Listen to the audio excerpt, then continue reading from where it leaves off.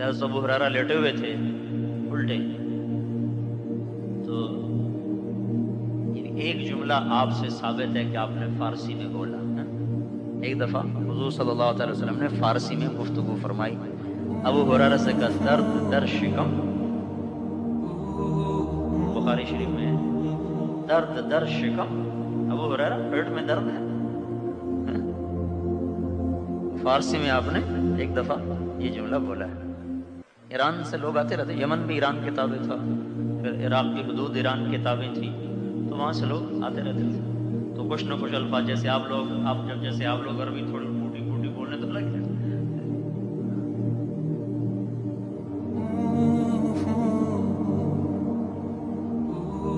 تو آپ نے کہا اٹھو قم فصل فإن فی الصلاۃ شفاء، اٹھو نماز پڑھو، نماز میں شفا ہے.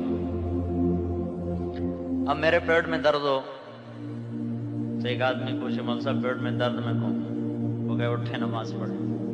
دوسرا بولے مول صاحب یہ بیرل جل ہے کھا لیں. تو آپ خود ہی بتائیں مجھے کس بات سے زیادہ تسلی ہو. دیکھو یہ کیسا کہہ رہا، دوائی کھلاتے نہیں کہتا اٹھو نماز پڑھو، اور الٹا تکلیف میں ڈالتا. یہ نہیں کہتا گولی کھا لو. تو وہ اس کی طرف ذہن زیادہ جائے گا جو کہہ رہا ہے نا گولی کھا لو. مطلب میں دوائی کھانے سے منع نہیں کر رہا ہوں، نہ ہی چھوڑنا ہے، نہیں، وہ جو ہمارے اندر میں ایک مرض آیا ہوا ہے اس کی طرف نشاندہی کر رہا ہوں. وہ غلط یقین والا. موسیٰ علیہ السلام کے پیٹ میں درد ہوا، کہ یا اللہ درد ہو رہا ہے. تو اللہ تعالیٰ نے فرمایا ریحان کے پتے توڑ دو، ریحان اس کو توڑ دو، اس کو ابال کے پی لو، ٹھیک ہو جائے گا. تو انہوں نے ایسا ہی کیا، وہ ٹھیک ہو گئے. کچھ دنوں کے بعد پھر درد ہو گیا. تو انہوں نے اللہ تعالیٰ سے پوچھا نہیں، پہلے پوچھا تھا، اس نے کہا تھا یہ کر لو. وہ گئے اور اس کو پتے توڑ کے ابال کے جو پیا تو درد اور کئی گنا بڑھ گیا. اب موسیٰ علیہ السلام کہنے لگے یا اللہ یہ کیا ہوا؟ تو اللہ تعالیٰ نے فرمایا تم نے مجھ سے کیوں نہیں پوچھا؟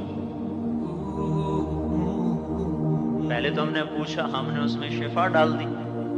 اب نہیں پوچھا تو اس میں دا ڈال، بیماری ڈال دی. مجھ سے پوچھتے، شفا تو امر ہے، کبھی ریحان میں، کبھی اس کے غیر میں، کبھی دوائی میں، کبھی نماز میں، کبھی دعا میں، کبھی غذا میں. تو ہم عمل کر کے اطمینان محسوس کرتے ہیں یا چیز کو حاصل کر کے اور سبب کو ہاتھ میں لے کر اطمینان محسوس کرتے ہیں؟ تو مطلب سبب کا استعمال نہ روکا ہے، نہ مطلوب ہے. نہ اللہ تعالیٰ کہتا ہے کہ چھوڑ دو، نہ اللہ نے مطالبہ کیا ہے کہ چھوڑ دو. ہاں ایک جگہ مطالبہ ہے کہ میرے دین کے لیے چھوڑنے پر چھوڑ دو، یہ مطالبہ ضرور ہے کہ دنیا میں دین پھیلانے کے لیے چھوڑنا پڑے، چھوڑ دو. کرنا دیکھو جیسے نماز کے لیے نہیں چھوڑواتا، چھوڑ دو، دکان بند کرو، نوکری چھوڑو، مسجد میں آؤ. جو کام نوکری سے بنتا تھا اب نوکری چھوڑ کے بنے گا، جو کام سودا بیچ کے بنتا تھا اب دکان بند کر کے بنے گا. حی علی الفلاح، کامیابی مسجد میں پڑی، آ جاؤ.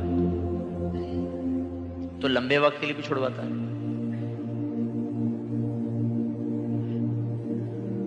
تو وہ اندر کا یقین جس پر فیصلہ ہوگا وہ ہمارا غلط ہے، اس کو اللہ چھڑوانا چاہتا ہے. کہ اس چیز کے ملنے سے جو اطمینان ہوا اور نماز پڑھنے سے نہیں ہوا، یہ بات اللہ کو پسند نہیں. مطلب دوائی کا خود حضور نے دوائی کھلوائی، آپ کو کھلائی گئی، آپ نے خود صحابہ کا علاج کروایا، لیکن آیا کیا یقین بھی اسی کا ہو؟ اس کا تو یہ ہے، یقین کس کا ہے؟ تو بھائیو قیمت جو لگے گی وہ یقین پہ لگے گی.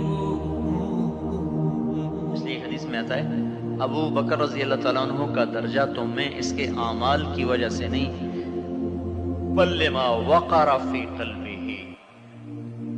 اس ایمان کی وجہ سے ہے جو اس کے دل میں گڑ گیا ہے.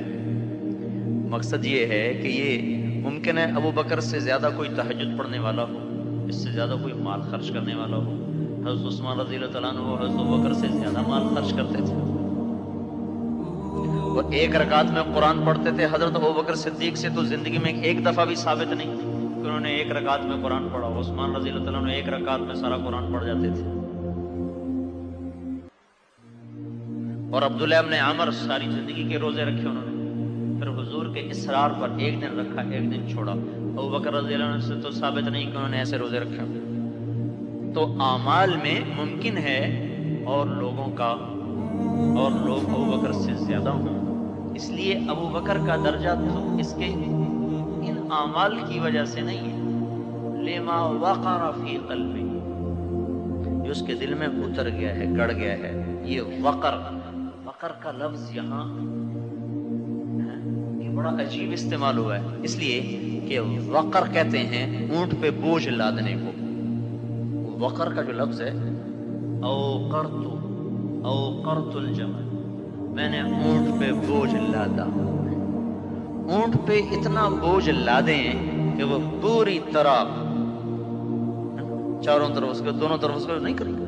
آپ تو یہاں دیکھتے ہو کہ اونٹ پتہ نہیں اب یہاں کویت میں ہوتے کہ نہیں ہوتے ہیں, صحرا میں تو چلتے ہیں, کیسا بوجھ لاتے ہیں کہ اونٹ کو بوجھل کر دینا. وقر. تو اللہ کے رسول نے ابوبکر رضی اللہ عنہ کے دل کو ایک تشبیہ دی ہے ایک سواری سے, ایک اونٹ سے. اونٹ سمجھ لیں یا کوئی سواری سمجھ لیں. اور ایمان کو تشبیہ دی ہے وزن سے اور بوجھ سے, کہ جیسے سواری وزن اٹھا کے ہاں پر ہی ہوتی, ایسے ابو بکر کا ایمان اس کے دل پہ اتنا وزن رکھتا ہے کہ ابو بکر کا دل بھی اس کو اٹھانے میں بوجھ محسوس کر رہا ہے. بوجھ, یہ ہے لما وقر. تو ہم بھی میرے بھائیو یہ چاہتے ہیں کہ ہمارے دل پر ایمان کا ایسا بوجھ پڑے کہ ہمارا دل بھی ہانپنے لگے اس کو اٹھا کے. تو پھر یہ اللہ کے عرش سے زیادہ روشن ہو جائے گا اور اللہ کی تجلیات کا مظہر ہو جائے گا, اور عرش سے زیادہ اس کو وسعت ملے گی. کہ اللہ تعالیٰ تو عرش پہ نہیں آتا, لیکن یہ دل اتنا بڑا ہو جاتا ہے کہ اس میں اللہ تعالیٰ کی محبت آ جاتی ہے.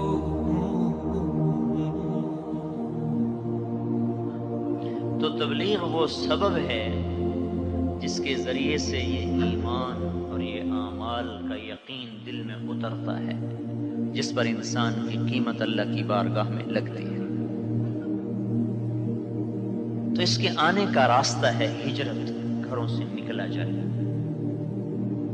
اور پھر ایمان کی دعوت دی جائے اور ایمان کی محفلوں کو قائم کیا جائے, مسجدوں کو مرکز بنایا جائے, ٹھہرنے کی جگہ مسجدیں ہوں. کام سے فارغ ہوئے تو مسجد کی دوڑ لگائی جائے, مسجد کا عادی بنا جائے.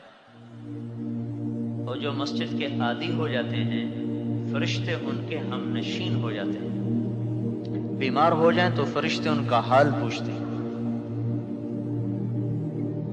کسی ضرورت میں ہو تو فرشتے ان کی مدد کرتے ہیں, دعائیں کریں تو فرشتے ان پر آمین کہتے ہیں. تو بھائیو, پوری دنیا کے انسانوں کا یقین بدل جائے,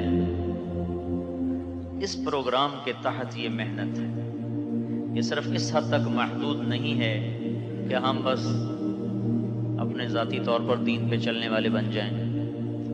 پوری دنیا کے انسانوں کا یقین بدل جائے اور ان کا رخ اللہ کی طرف پھر جائے. یقین کو یقین سے ٹکرانا ہے. پوری دنیا کا یقین بنا ہوا ہے کہ مال سے کام بنتا ہے, چیزوں سے کام بنتا ہے. ہم اس یقین کی دعوت دے رہے ہیں کہ اللہ سے کام بنتا ہے اور اعمال اس کا ذریعہ ہے, اللہ کے رسول کی زندگی اس کا ذریعہ ہے.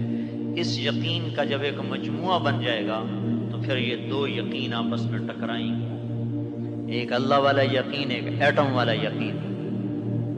پھر جن کے پاس اللہ والا یقین ہوگا وہی غالب ہیں.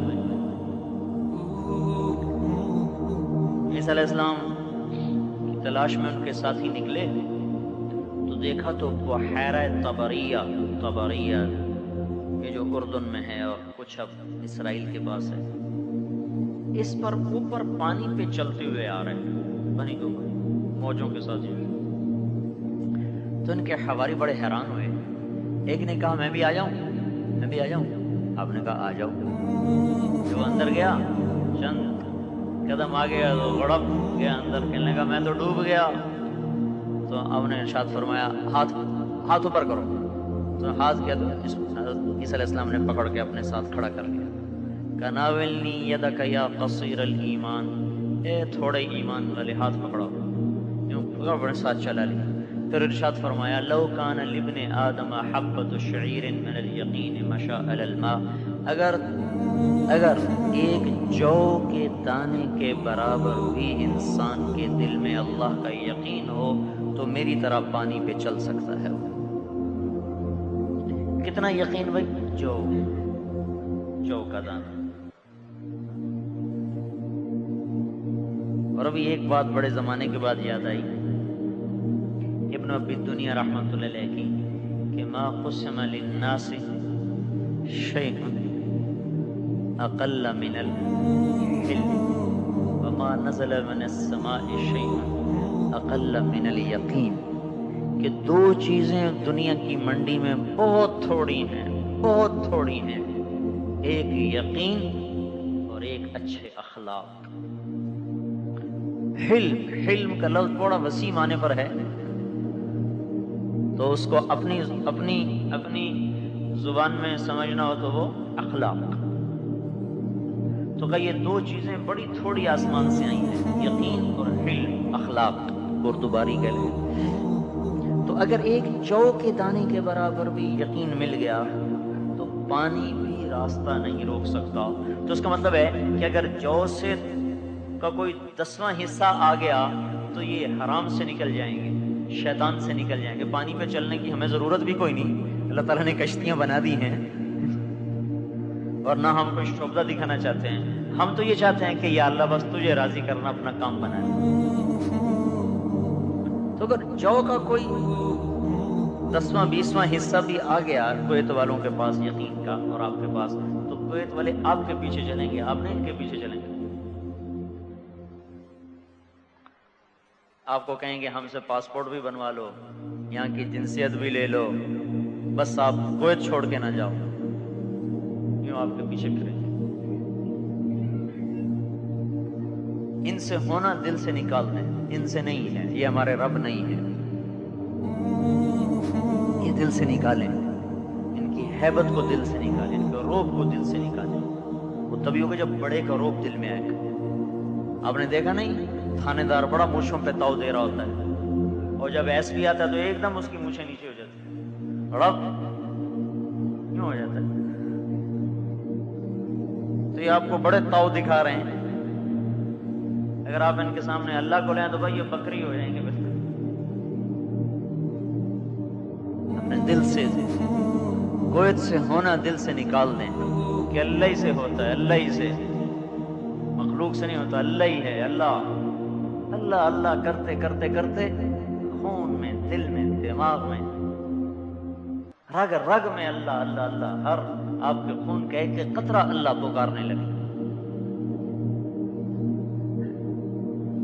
بس پھر آپ سے بڑا طاقتور کوئی نہیں ہوگا. آپ کا روب چھا جائے گا، ہیبت طاری ہو جائے گی. پھاڑ کھانے والے درندے بھی آپ کے قدموں میں آ پڑیں گے. ابو الحسن الزاہد کو احمد بن طولون نے شیر کے سامنے ڈال دیا، ہاتھ پاؤں باندھ کے شیر کے سامنے. انہوں نے کوئی اس کو ٹوکا تھا تو اس نے مجمع اکٹھا کیا، بھائی دیکھو بادشاہوں کو ٹوکنے والے کا انجام. شیر جو آیا جھپٹا مارنے، آگے جو نظر پڑی تو بالکل بلی بن گیا، اور آ کر پاؤں کی طرف بیٹھ کے پاؤں چاٹنے لگا، پاؤں کے تلوے چاٹ رہا. شیر قریب ہی آئے تو آدمی کی سنسنی دوڑ جاتی ہے.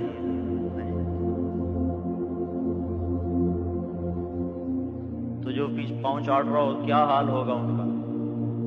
تو وہ ڈر گیا، اس نے خیر چھوڑ دیا، معافی مانگی. لوگوں نے پوچھا حضرت جب آپ کے وہ پاؤں چاٹ رہا تھا تو آپ کیا محسوس کر رہے تھے؟ کہنے لگے سوچ رہا تھا کہ میرے پاؤں اب پاک ہیں کہ ناپاک ہیں.